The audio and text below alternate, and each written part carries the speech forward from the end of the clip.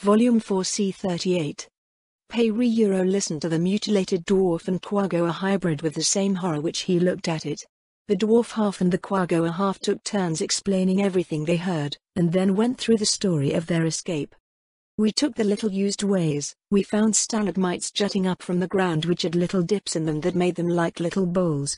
Water dripped from above into these gifts of the gods, and saved our life more than once when we were thirsty. We caught bats and wild lizards, by blocking small holes and snatching them as soon as they thought it was safe to skitter out.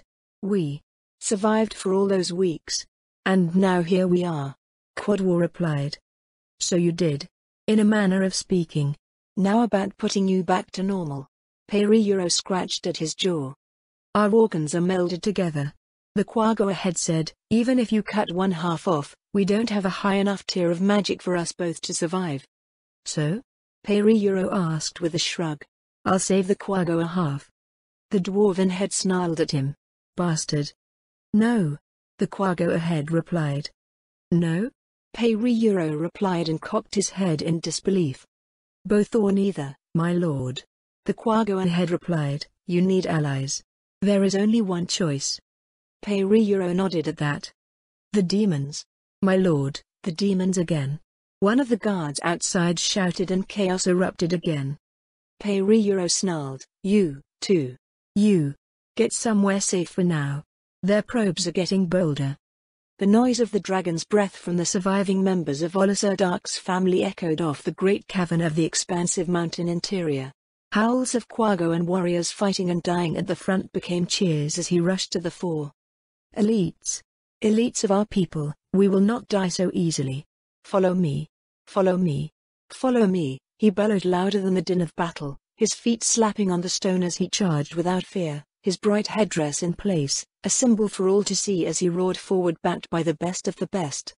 A dozen demons which towered 2 or 3 times the height of a Quagoa were surrounded and slashing their claws down at the clan warriors, but for every 2 that died, 3 or more would claw their way up the demons' bodies, hacking and biting at the deep crimson-colored flesh.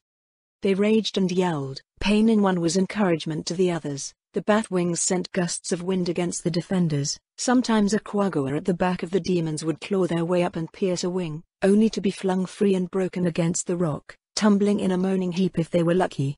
Crumpled and forever unmoving afterward if they were not. Pei-Ri-Euro's elites, the strongest of the strong, intended to be saved for the last assault on the last dwarven city, were now the difference between life and death for hundreds of his fellows. He clawed his way up the body, barely avoiding a demon talon. His people's resistance against being cut was of only limited use against these powerful creatures, and so he praised the great oars of the gods that he avoided the strike. Though it caught another of his people in the eye and sent the Quagoa toppling to the stone floor. The demon's foot came up. Pei-Ri-Euro looked down and saw the Quagoa scream as the foot came down and squashed the fallen into mush. Bring them down. Pei-Ri-Euro bellowed when he climbed up to the top of the demon and thrust his claws into the great eye and ripped it out of the socket. He held the red eyeball aloft like a trophy. His people howled their pride in their master and the assault redoubled. The hearted tribal warriors clambered up and tore with violence at the demons with renewed vigor, some using hooks and ropes to tug the monsters down to swarm over them. Quagoa warriors became red and furry smears on stone, but they drowned the towering demons in Quagoan blood, continuing to claw, bite, scratch, and tear at the demons until they were one by one reduced to unmoving corpses. Dragon's breath proved an effective weapon, slowing down some, freezing them in places, and they themselves attacked in pairs, descending from above, taking a demon up into the air of the open black sky and tearing at them with claws and teeth. The demons seemed to have had some resistance at least, but the flaming maws and icy ones proved the dragons superior at least some of the time. Though they took wounds, the dragons at least, all survived. After the last of the demons perished and their heavy, large bodies were laid out, the dragons simply collapsed with exhaustion wherever they were. Pei-Ri-Euro considered them the lucky ones. Weary as he was, there would be no rest for him. He looked over the sea of death where bodies blanketed the stone so well that the rock floor was hidden in places. Even without a clear tally. Hundreds. I lost hundreds against a dozen. We can't go on like this. The healers expended their mana every day after that. Though the demon attacks were rarely large in number, the dragons continued to take wounds, enough that the Quagoan casters could only afford to heal the worst of their injuries, as all the rest of the mana was applied to more seriously injured Quagoans.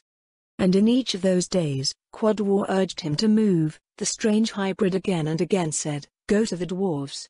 But the notion still sickened him enough that Pei-Ri-Euro couldn't bring himself to do it.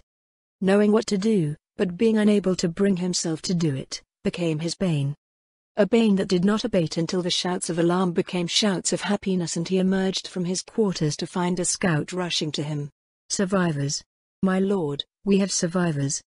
"Survivors from what?" Pei-Ri-Euro demanded with a furious snarl that mimicked his haunted eyes. "A raid, one of the raids on the dwarves. They have news. News of possible help." The scout shouted and flung himself at Pei-Ri-Euro's feet. "Please, meet with them. Hear them out." The mud-coated scout begged, and in that plea, Pei-Ri-Euro heard the sound of the unthinkable. "He doubts my leadership. He doesn't trust me to make the right decision anymore." It was a horrific thought for the conscientious Quagoan chief. "Am I leading us to our destruction by holding back even knowing what I know?" "Hurry, bring them to me. I will meet with them," Pei-Ri-Euro promised, and the scout shot to his feet and rushed away as fast as his legs would carry him. Volume 4 C39. "My lord. My lord. My lord," Demiurge gasped out and did the unthinkable. While down on his knees and still clutching the item, he grasped the white magic robes of his king and pulled himself into them. "He's dead, isn't he? Lord Albert, the other supreme beings. They sacrificed themselves to save us?" Ainz stiffened at the sudden outpouring of the normally unflappable Demiurge, but he did nothing to disengage himself from the Guardian, though at even one moment's pressure Ainz understood something else. His grip is so weak now. Compared to the Guardians, I've become unbeatable.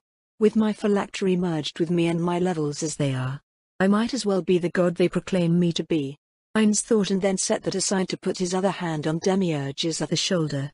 He didn't pull the Guardian away, instead he looked down as Demiurge looked up. How did he make that leap? Ainz wondered, but the truth was, even Ainz had no idea how many of them were still alive. "I sent an email to all of them asking for one last meeting, and only 3 came. It could be that they were all gone other than Hero. And by now, who can say? Death in my world was so routine." Ainz choked back a sob as he imagined his friends dying, while never even knowing if they had. And Demiurge immediately picked up on the emotion of his master. "I knew it." Demiurge hung his head, and it struck against his master's thigh just above the knee. "Demiurge. My boy," Ainz said, and put a hand on the dark hair of the archdevil's head and pressed back so that the demon tilted his eyes upward again. "What happened to the other supreme beings? Even I can't know that. But I am here. And I need you to know this. I am never going to abandon you all. I would do anything to protect you all from harm." Ainz vowed as only a father could. "I am here, and I never want to leave. Nazarick is my home, and you are not only the children of my precious friends." "Lord Ainz," Demiurge began, but Ainz blew past the words and shot his own out faster. "You're my children as well. Mine, and I never, ever want that to change." Ainz's voice became a whisper, and his own body shook as a human body wants to do when charged with great emotion. That, no magic item can disguise, and Demiurge could feel the change. "Lord Ainz," Demiurge began again, but stopped as Ainz disengaged himself and crouched down in front of the still kneeling archdevil. "But some things," Ainz said softly, "even I can't control. I can't decide what I am to you, only you can do that, only you can say how loyal you are. Nobody can decide your loyalties. Nobody can decide your feelings. Nobody can decide your wants, hopes, or fears, only you. Even if I could do that, I would consider it the most loathsome and vile thing I could do, and so I wouldn't do it." Ainz swallowed hard and withdrew his hands, bringing them to the sides of his mask. "I asked you something when we reached this place. You remember the question, don't you?" Ainz asked, holding his hands in place. "You asked what you are to me," Demiurge replied in a small voice. "I asked for time to answer. May I answer it now, my lord?" "Yes," Ainz said. "You are the one who stayed with us when we knew the world would end. You were willing to go with us to oblivion. The giver of all good things, our protector, our provider, our leader. You're like a father to us all." Demiurge cracked a smile, Perhaps you should call yourself that instead of simply King. Allfather Ainzulgaun. Does it matter what form I take? Ainz asked. No. Demiurge answered decisively. Even now? Ainz asked, and removed his mask to reveal his chiseled human face. Demiurge flung himself back to land on his rear and spread his arms out to catch himself. He looked at the very face of what he was designed to hold in contempt, to despise, to loathe and torture, and his mouth dropped open in disbelief. My lord? Demiurge gasped out in shock. A look of abject sorrow came over the face of his master as heartache at what he perceived as rejection took hold. To Demiurge's utmost horror, Ainz turned his face away from the Guardian's own. During my first visit to the outside world, when I was with Albedo, the item they used, it shouldn't have been effective, not to this degree, but it turned me into this. I am mortal, I am human. Ainz explained. Demiurge ran through the information he had from first-hand observation and secondary material from the others, and things clicked into place. The others. Most of them know now, don't they, my lord?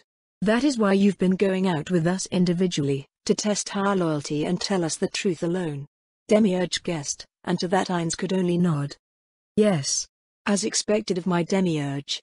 You see straight to the truth with only breadcrumbs to lead you home to it, Ainz said with a snort. If this weren't as unbelievable as it is, and if I hadn't packed you off to other work, I'm sure you would have known well before now.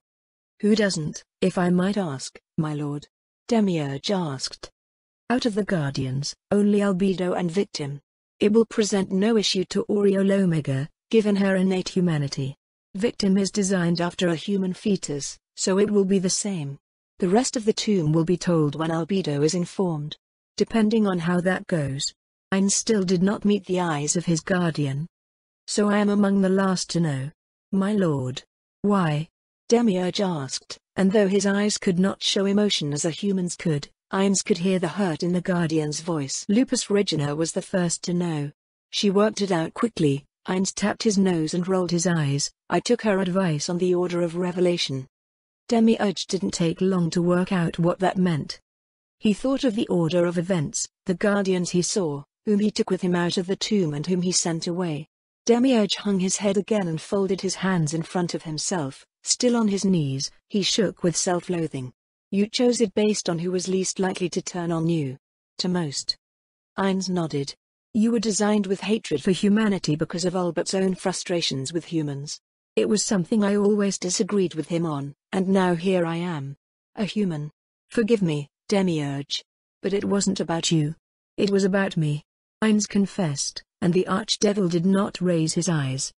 I could never kill any of you. I knew that if even one of you rejected me, I would have to leave Nazarick. I couldn't bear that, and so I chose based on my own fear, my own now very human emotions. Irrational, I know, but this was not some master plan. This was not supposed to happen. Even I couldn't have planned for things that were literally unknown. Ainz faced Demiurge again and snatched the archdevil's shoulders. I'm sorry. Perhaps I should have told you all at once, but I couldn't bear the heartache if my children could no longer love me as they did. I wanted to draw it out as long as possible. I am the one who stayed, but I stayed for those I loved. What was I? If not that?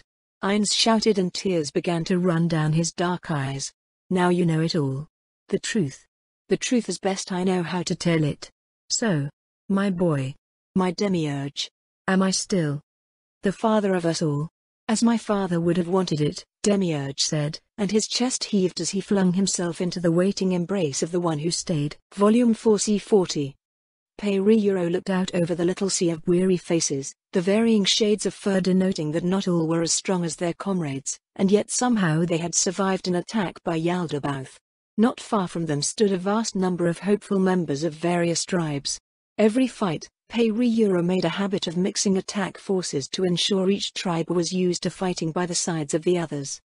It ensured minimal rivalry and maximum camaraderie. It also spread the casualties out so that no tribe felt oppressed or like they were mere fodder.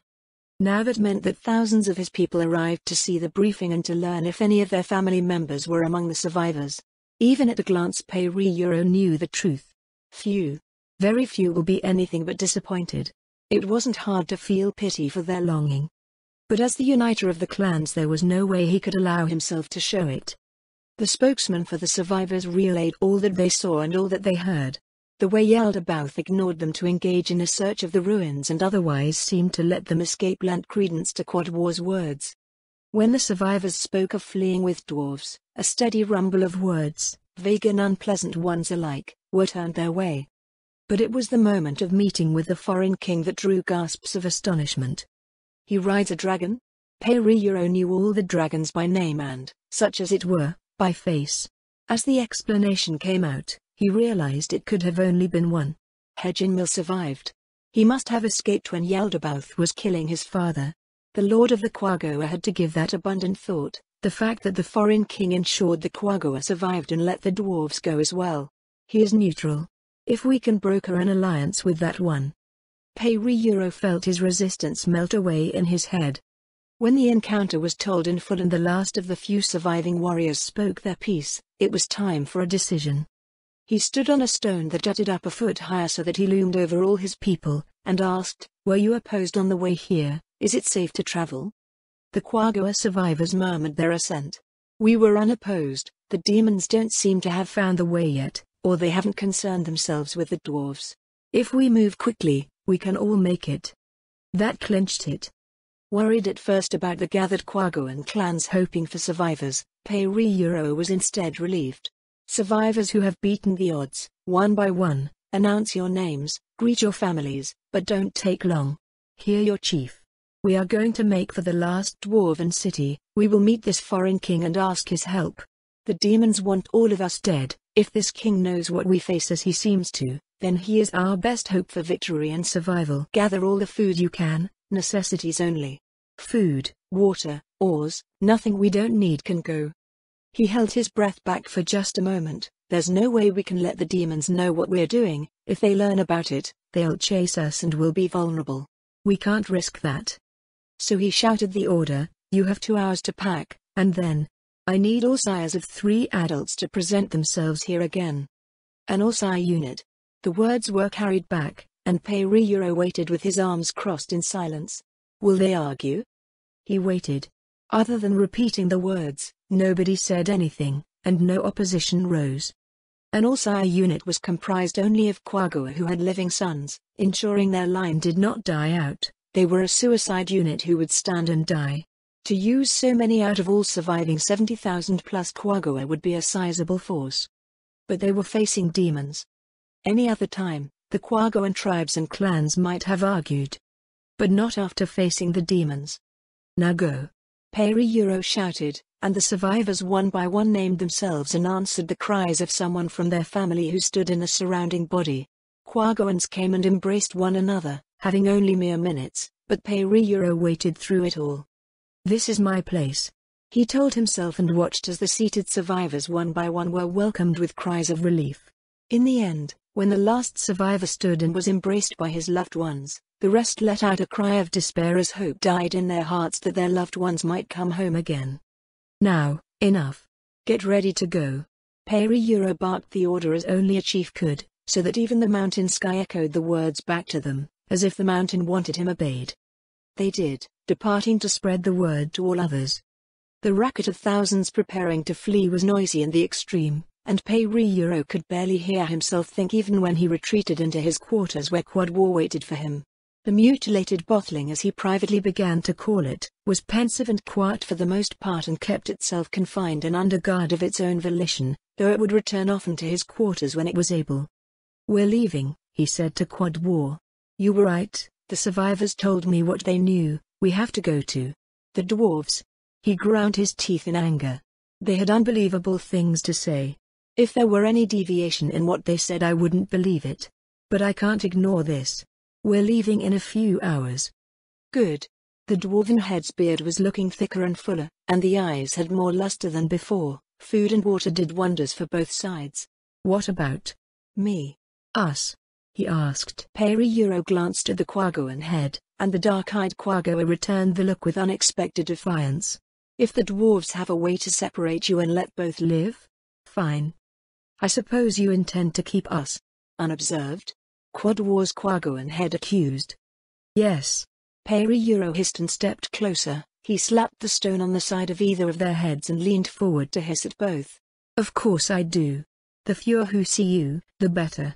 The courage of the Quagoa hangs by a thread. Every fight sees fewer of us, every fight has fewer charging ahead with vigor, and every fight we have more losses. It's enough to make me think you will let go to spread fear among our ranks.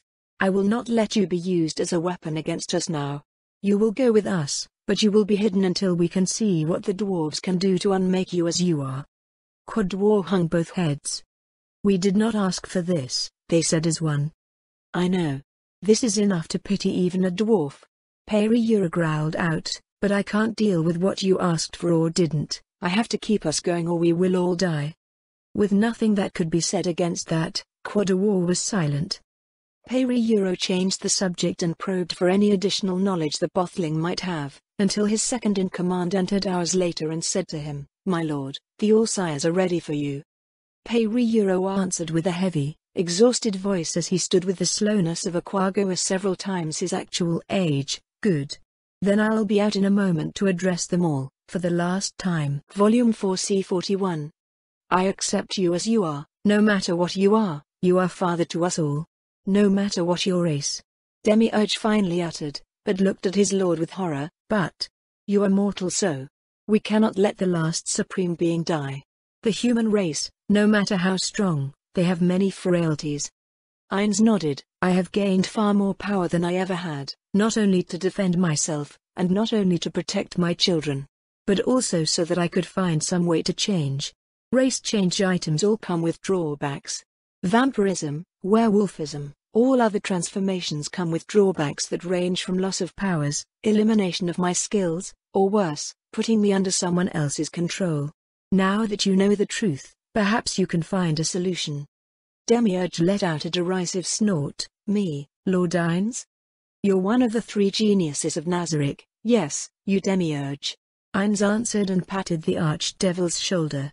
I cannot stay this way, but if you want to know the truth, as much as I loved my skeletal form, it had drawbacks I don't want restored.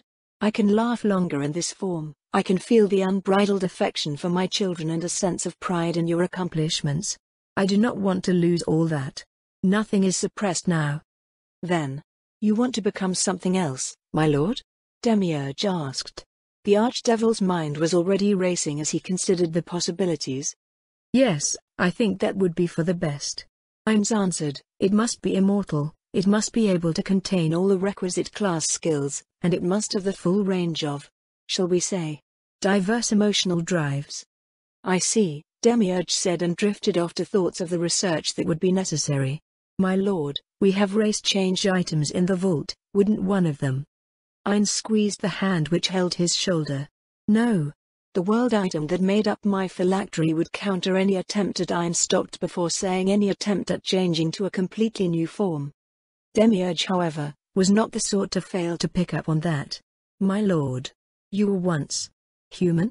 That is why the slain theocracy's weapon worked? Because you were human first? Ainz sighed. A father should not lie to his children. Yes, Demiurge. Yes. Long before I was a supreme being.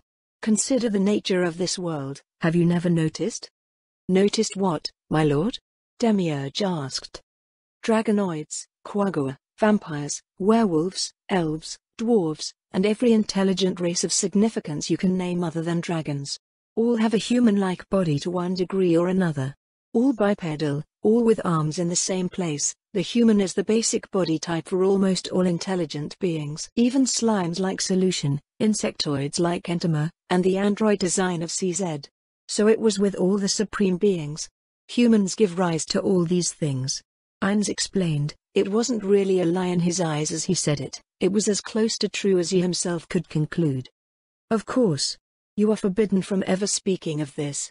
But I suppose there's no way to not tell you. Ainz closed his eyes and sighed. That is why I don't use another race change item. I may be able to fulfill the requirements of an immortal class on my own, but in this new world, that doesn't seem possible so far. I understand, my lord. Demiurge thought, but already his mind was racing ahead on the possible solution, something that may in concert be able to combine into a world item level of magic power, even if only once. Demiurge slapped his hand over his heart with an audible clap and pronounced with fanatical fervency, I will work tirelessly to see to your immortality. I will trust in you, Demiurge. But remember never to speak of this with the others. There is no reason for anyone to know that the reason I am what I am, is because it is what I was. Ainz replied, and Demiurge gave a nod of understanding to his lord. My lord's will shall be done, in all the world as it is in Nazarick. On my life I swear I will never say a word of this. He smiled a little. Forgive me, my lord, but I can't help but feel a little privileged to be the only one who knows this. Even without your order, I doubt I would ever say a word. Ainz and Demiurge shared a short laugh, and Demiurge began to make far more sense in Ainz's eyes. He really is like a child. The thought was disturbing on one hand, but on the other, it was a relief. The innocent were more easily led and guided, unhindered by reflection. Demiurge would loyally obey any command of any kind. No matter what I tell him to do, he will never lose a wink of sleep over it. He suppressed a shiver and recalled seeing the way a child tormented a housefly he'd captured, plucking at its wings, making it desperately dodge being squashed, unable to escape the torment and fear until the child grew bored and squashed its life out. To distract himself, Ainz asked the next logical question, what stage are you on now? My lord, my repeated harassments of the Quagga have been increasingly prodding, the dragons with ever more injuries, and my last large raid used 12 summoned demons. They're tired, they rely on the Quagga heavily now, and if everything went well, they have all the information to guide them to turning to the dwarves. If everything goes as I intend, they will launch an attack on this place in order to help the dragons escape, as they are more valuable in a battle than several thousand Quagga. The rest will run by another route which I have made a point of ignoring. I expect their attack in a few days. Did I execute your will properly, my lord? Demiurge asked. Ainz nodded. You did. You did very well, Demiurge. I'm proud of you. Now, I had better get back. The dwarves will need to be prepared. Send a small probe of demons to the city to impress on them how serious things are, Ainz suggested. It was a pointless addition to an already masterful plan, and Ainz knew it. But in his desperation for relevancy, he couldn't resist the suggestion. And it isn't a bad one, it just isn't necessary. The other dwarves have already built up Yaldabaoth to the ultimate evil and the greatest threat they've ever faced. But this would be a chance for their new king and for them to build some confidence, some badly needed confidence at that. An easy win was always good for morale, and with that, Ainz rose to his feet with the utmost relief in every capacity. I place my faith in your efforts, Demiurge. I will see you again when you rise from the Great Rift to greet your ancient nemesis again. Demiurge gave his lord a crooked smile, and when Ainz rose, he did as well. My thanks to you, master, for everything. Then the gate opened, Ainz stepped through it, and was gone.